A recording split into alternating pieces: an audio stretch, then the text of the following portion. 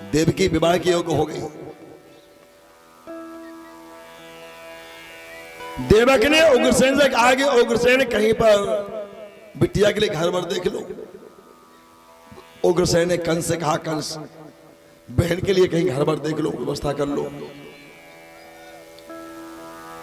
उग्रसेन ने कहा, कंस ने कहा कि हमें अर्ध से वर्ष घर से हमें क्या मतलब है, क्योंकि कंस तो दारू पीने वाला है, दारू में मदोमत है।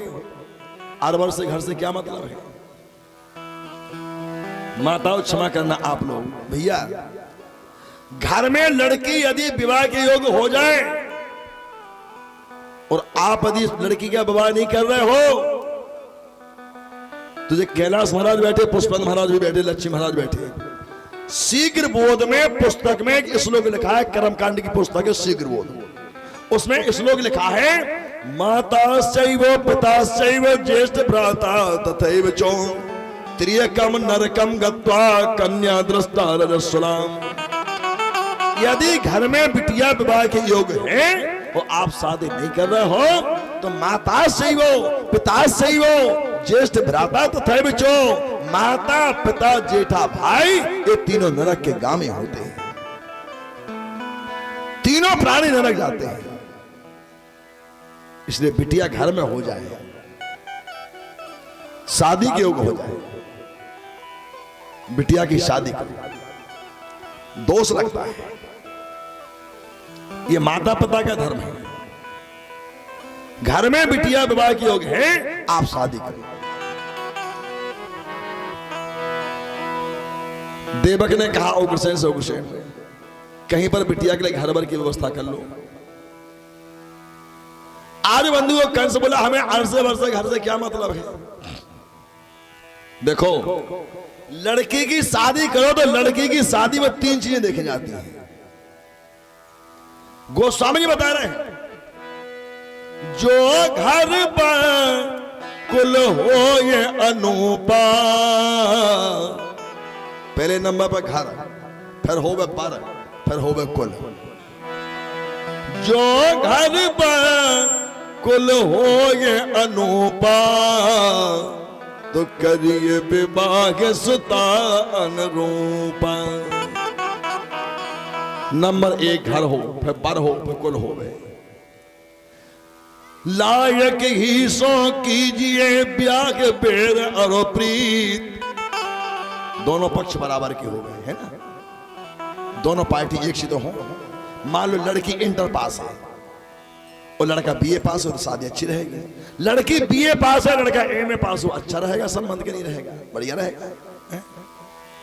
अब मान लो लड़की हो बढ़िया मैथ से फर्स्ट क्लास एमए, लड़की मैथ से एमए फर्स्ट क्लास हो गए और भज्जा पौने 10 पास हो गए, बस जिंदगी में नहीं बनने का, वो नहीं बनेगी।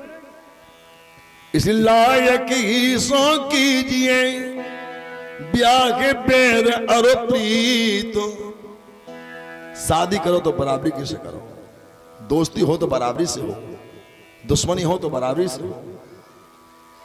आज बंधुओं कंस बोला, हमें अर्से बरसे घर से हमें क्या मतलब। देखो चाहे ना देखो, देवक और उग्रसेन ने मथुरापुरी के सूरसेन नाम के राजा जिनके पुत्र का नाम वसुदेव है, वसुदेव के यहां पर संबंध तय कर दिया, तिलक भिजवा दिया,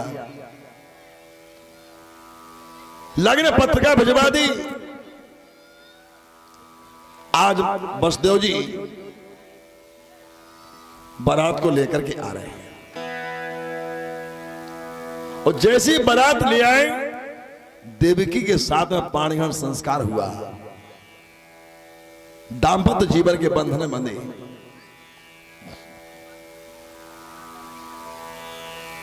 प्रेम से भगवत भगवान की जय हो, श्री हनुमान जी महाराज की जय हो। महाराज वसुदेव जी बारात को लेकर के आए, देवकी के साथ में पाणिग्रहण संस्कार हुआ, देवकी की विदा हो रही है। और जब देवकी की विदा हुई तो महाराज देवकी की विदा में सब रो रहे हैं। देखो भैया, बिटिया काऊ की हो गई, चाहे हमारी हो चाहे आपकी किसी की हो, हर पिता अपनी बेटी को डोली में ठालता है, हर पिता अपनी बेटी की विदा करता है। ईमानदारी से बताना आप लोग। और हर पिता को बेटी भेजना है, बिटिया घर तो कोई राखत नहीं है। लेकिन बंधुओं, जिस समय बेटी विवाह के समय वो अपने हरे मंडप के नीचे पिता के गले में हाथ डाल करके लिपट करके चीख मार के रोती है, कैसा भी कठोर हृदय वाला पिता क्यों ना हो, उस पिता के आंसू आ जाते हैं। माताओं क्षमा करना, आप लोग तो 4 माताओं के बीच में बैठ के रो लेती हो, लेकिन बेटी का पिता के अंधेरे कमरे में दीवार से सिर पटक पटक करके रोता है। आज हमारी बिटिया जा रही है, जानकी जी की विदा में जनक जी रो रहे हैं, सुनैना रो रही है, पूरा जनकपुर रो रहा है। जिन जनक जी ऐसे बड़े ज्ञानी हैं, जनक जी रो रहे हैं। किसी ने कहा, जनक आज तुम्हारा ज्ञान चला गया। जनक जी ने रो के कहा कि भगवती सीता भक्ति है, हम भले ही ज्ञानी हैं, लेकिन जिस प्राणी के हृदय से भक्ति दूर हो जाती है उसका सारा ज्ञान चला जाता है। लीन राय और अरे लाय जानकी तो मिटी महामर्याद ज्ञान की। जनक ने कहा भले ही ज्ञानी है, लेकिन आज हमारी लाडली प्यारी दुलारी बेटी भक्ति स्वरूपा आज हमसे दूर हो गई है। बिटिया काव की हो, किसी भी बिरादरी की हो, लेकिन महाराज जब बेटी की विदा होती है तो महाराज हृदय फटता है, छाती फटती है। क्यों कि बेटा एक कुल को पवित्र करता है, लेकिन बेटी दोनों कुलों को पवित्र करती है, चाहे मायके का पक्ष हो चाहे ससुराल का पक्ष हो। पुत्र पवित्र किए कुल दो, जानकी महारानी ने दोनों कुलों को पवित्र किया, ससुराल पक्ष मायके का पक्ष। और महाराज जनक जी ने बहुत दान दिया, इतना दायजा दिया, इतना दायजा दिया कि महाराज दशरथ जी के महल में मणियां रखने के लिए जगह नहीं थी, तो महाराज दशरथ ने अयोध्या से 3 किलोमीटर की दूरी पर सारी मणियों को रखवा दिया। वही मणि मणि पर्वत के नाम से प्रसिद्ध हो गए। बोलो भक्त वत्सल भगवान की जय हो। आज भी अयोध्या मणि पर्वत है। बहुत कुछ महाराज जनक जी ने दिया था। अरे और की बात तो छोड़ो, भगवती सीता ने जनक जी को समझाया, पिताजी बहुत कुछ समझाया, लेकिन जनक जैसा ज्ञानी मूर्छित हो पड़ा, जनक जैसा ज्ञानी नीचे गिर गया। जनक जी रथ से खचोरते चले गए। जनक तुम्हारा ज्ञान तो चला गया।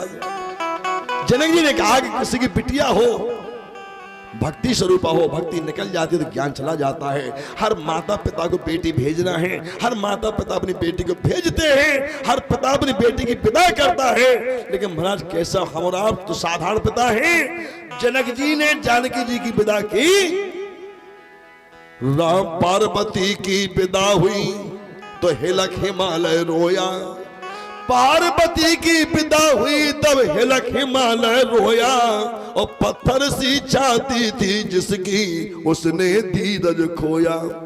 राम सिया परिणय को जब आए जनक के द्वारे, बेबल होकर जनक राज ने नेत्रों से आंसू डारे। जनक जी रो रहे हैं, सुनैना रो रही है।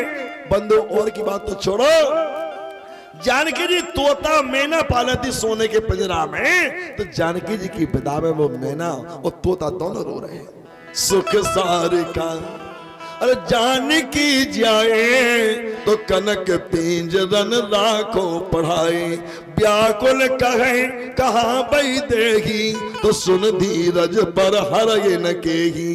बोले भय बिकल खग मृग यज्ञ भांति, तो मनुज दशा कैसे कही जाती। सब रो रहे हैं। आज बंधु देवकी की विदा में सब रो रहे हैं, देवकी की विदा में सब रो रहे हैं। देवकी अपने कंस से लिपट करके रोए तो कंस के भी आंसू आ गए। देवताओं ने कहा ये तो पुण्य कर रहा है, ये तो पुण्य कर रहा है। कंस रथ के ऊपर बैठ गया, बागडोरों को हाथ में पकड़ा, विदा हो रही है। उसी समय आकाशवाणी होती है, कंस जिस बहन की तू विदा करने के लिए जा रहा उसी बहन के गर्भ से रे रे दोस्त मनसाम कंसाम निरामया अष्टम भवेत गर्भम तव मृत्यु कारणम। उसी बहन के 8वें गर्भ से तेरा मारने वाला पैदा होगा। कंस उतर करके नीचे आया, देवकी केस पकड़े एक झटका दिया, नीचे पटक दिया, शीश काटने के लिए तैयार हो गया। रिश्ता उल्टा हो गया। जो साले साहब बहनों के पैर छूते थे, आज वो बहनों बसदेव जी आज साले के पांव पर डरे। बसदेव जी ने कहा कंस एक बात सुनो, खतरा तुम्हें देवकी से कि देवकी के गर्भ से है? नहीं नहीं, देवकी के गर्भ से खतरा है हमें। अच्छा, महाराज बसदेव जी ने कहा तो ठीक है, हम प्रण करते हैं कि देवकी के गर्भ से जितने बेटा होंगे हम उनको तुम्हारे पास में लाएंगे, उन्हें तुम मारते जाना, उन्हें तुम मारते जाना। भगवान सुखदेव जी कहते हैं छोड़ दिया। अब जैसे ही महाराज बसदेव देवकी को लेकर के गए, धीरे धीरे समय बीत रहा है। देवकी के घर में पहला बालक आया। महाराज बसदेव जी सफेद कपड़ा में लपेट कर कंस के दरबार में गए। महाराज, ये पहले गर्भ का बालक है। कंस ने सोचा कि खतरा तो हमें 8वें गर्भ से है, वो जो तो पहले गर्भ का बालक है, तो छोड़ दिया। देवताओं ने चाल चल करके नारद जी को भेजा। और नारद तो संत हैं। जयति जगति मायाम्यस्य काया धवस्ते, जयति जगति मायाम्यस्य काया धवस्ते, वचन रचन में गम केवलम चाकलयो, ध्रुव पदमपि यातो यत् पातो ध्रुवोयम, सकल कुशल पात्रम ब्रह्म पुत्रम उन्नतास्मि। नारद जी को भेजा। नारद जी ने जाकर के दीवार पर गोल चक्र बनाया और गोल चक्र बना करके 8 लकीरें खींची। कंस से कहा कंस तुम्हें पता है इनमें 8वीं लकीर कौन है? पता है? पहली भी 8वीं हो सकती है, दूसरी भी 8वीं हो सकती है, चौथी भी 8वीं हो सकती है, 8वीं भी 8वीं हो सकती है। अब कंस की बुद्धि पलट गई। कंस ने बालक को बुलवाया। बसदेव जी बालक को लेकर के गए और तलवार से बालक के शीश को काट दिया गया। सुखदेव जी भगवान कहते हैं कि इसी प्रकार से देवकी के 6 बालकों की हत्या कर दी। 6 बालक मार दिए। खटवर्गम भवेद पुत्रम तेसा देस्तो नष्टो क्रिया। 6 बालकों को मार दिया। अब भगवान ने शेषनाग से कहा, बोले शेषनाग एक काम करो, तुम्हें द्वापर की लीला में चलना है। शेषनाग बोले प्रभु का लीला तुम्हें करे, हमें बुद्धि की नहीं है। बोले क्यों? बोले हम त्रेता में गए थे। बोले सो? बोले हम हल्के बने थे, आप बड़े बने थे। बिल्कुल। ब्याह हो गए, घरे आओ, बनवास तुम हो, संगे हम गए। सीता का हरण हुआ, तुम रोज फिरे, मसुआ पहुंचत फिरे। लंका में गए, मेघनाथ ने शक्ति मार दी, हनुमान जी बूटी ले आए, सब जिंदा हो गए। न तो हमारी रामलीला तो लंका में हो गई थी। प्रभु लीला तुम्हें करे, हमारे बुद्धि की नहीं है। भगवान बोले नहीं नहीं शेषनाग, चलना पड़ेगा। और त्रेता में हमने तुम्हें छोटा बनाया था, हम द्वापर में तुम्हें बड़ो बना रहे, हम छोटे बन रहे। द्वापर में हम तुम्हें बड़ो बना रहे, हम छोटे बन रहे। ए बिटिया, बेटा तुम लोग हल्ला अच्छी महाराज ने डांटी तो नहीं कहा। प्रेम से बोलो भक्त वत्सल भगवान की जय हो। हल्ला नहीं बेटा, हल्ला नहीं। वृंदावन बिहारी लाल की जय हो। 7वें गर्भ में भगवान शेषनाग जी पहुंचे। अब भगवान ने योग माया से कहा, योग माया देवकी के 7वें गर्भ का कर्षण करके, गर्भ निकाल करके नंद के बड़े भैया जो सुनंद हैं, जिनकी पत्नी का नाम रोहिणी है, उनके गर्भ में स्थापित कर दो। योग माया ने देवकी के 7वें गर्भ का कर्षण किया और रोहिणी के गर्भ में स्थापित कर दिया। यहां हलचल मच गई। देवकी के 7वां गर्भ गिर गया, 7वां गर्भ गिर गया। कंस ने सोचा कहीं ऐसा ना हो कि 8वां गर्भ गिर जाए। 8वें गर्भ की व्यवस्था के लिए देवकी और वसुदेव के हाथों में हथकड़ियां, पैरों में बेड़ियां, गले में तोक डाल दिया, जेल के अंदर बंद कर दिया। आज वसुदेव देवकी जेल के अंदर बंद है। अब बंधुओं, 8वें ग्रह में स्वयं परमात्मा आ रहे हैं, भगवान आ रहे हैं, लीला पुरुषोत्तम आ रहे हैं। देवकी के 9 महीने पूर्ण कब हुए? भाद्रपद कृष्ण पक्ष अष्टमीयाम रोहिण्याम बुधवासुरमगता। भादों के कृष्ण पक्ष की अष्टमी है, रोहिणी नक्षत्र है, दिन बुधवार है, रात के 12 बजे है। मंदम मंदम जल धराया, मंदम मंदम भासता, मंद मंद जल की बूंदें गिर रही हैं, बिजली तड़तड़ा रही है, मेघ गड़गड़ा रहे हैं। भादों की वो घटाटोप अंधियारी रात है, यमुना मैया दोनों पार जा रहे हैं। हाथों की हथकड़ियां खुल गई, बेड़ियां खुल गई, तौक खुल गया, जेल के फाटक खुल गए। रात के 12 बजे कारागार के मध्य में होता क्या है? भादों की अंधेरी रेन बिजली सी चमके,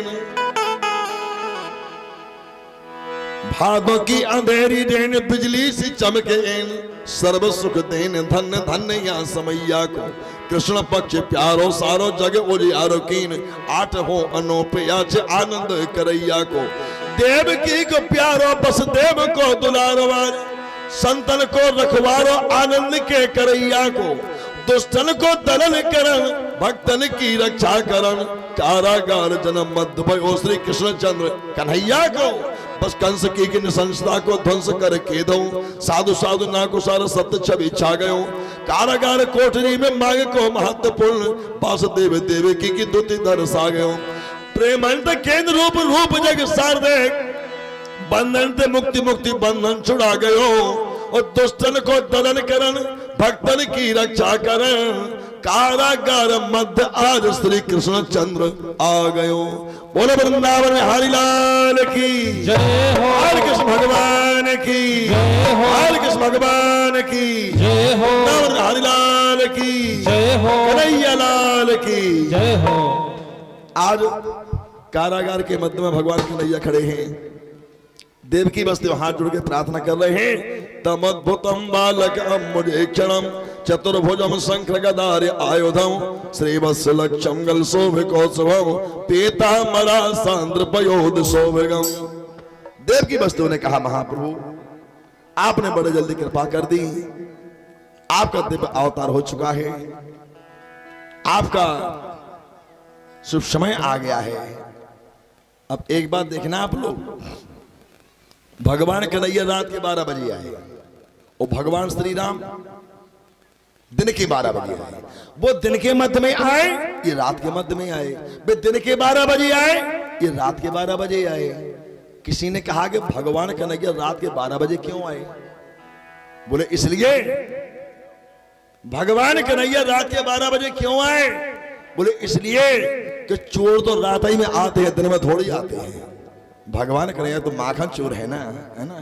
तो चोर जो आते हैं वो रात के 12 बजे आते हैं, दिन में कभी नहीं आते हैं। इसलिए भगवान कन्हैया रात के 12 बजे आ रहे हैं। बोलो भक्तवत्सल भगवान की जय हो, श्री हनुमान जी महाराज की जय हो, वृंदावन हरि लाल की जय हो। आज हनुमान जी महाराज जी के पवित्र प्रांगण में हमारे सम्मानीय श्री सुरेश प्रताप सिंह सिसोदिया जी के यहाँ भगवान का दिव्य अवतार हुआ है। श्रीमती आशा सिसोदिया, आज आपके यहाँ भगवान आए हैं। एक बात ध्यान दे लेना आप लोग, जब भी भगवान आते हैं तो जहां भी भगवान का अवतार होता है वहां संपूर्ण तीर्थ आ जाते हैं। यही दिन राम जन्म सुत गावे, तो तीर्थ सकल तहां चले आवे। जवादा को काम असुर नाग खग नर मुनि देवा, आए करे रघुनायक सेवा। आज परमात्मा का अवतार हुआ है। सारे तीर्थ आपके यहाँ पर आ गए हैं। जहां भगवान जन्म लेते हैं, अवतार लेते हैं, वहां संपूर्ण तीर्थ आ जाते हैं। तो आज हनुमान जी की कृपा से, ठाकुर जी की कृपा से आज आपके यहाँ सिसोदिया जी के यहाँ पर भगवान और 16 अंश कला पूर्ण श्याम सुंदर कन्हैया दिव्य अवतार हुआ है। और आप सबका सौभाग्य है, कथा रूपी गंगा में आप लोग गोता लगा रहे हो और भगवान का दिव्य दर्शन भी कर रहे हो। भगवान का दिव्यता भव्यता के साथ में आप दर्शन कर रहे हो, ये आप लोगों का परम सौभाग्य है। बोलो भक्तवत्सल भगवान की जय हो, श्री वृंदावन हरि लाल की जय हो। आज ठाकुर जी छोटे से भगवान हैं, बाल मुकुंद भगवान हैं। करार विंदेन पदार विंदम मुखार विंदेन विनिवेश्यंतम बटस पत्रस पुटे शयानम बालम मुकुंदम सिरसहा नमामि। ऐसे भगवान, क्या बात कहें हम तो भैया। सिसोदिया जी की व्यवस्था ही अलग है, बड़ी दिव्यता भव्यता के साथ में आज भगवान श्याम सुंदर कन्हैया आ रहे हैं।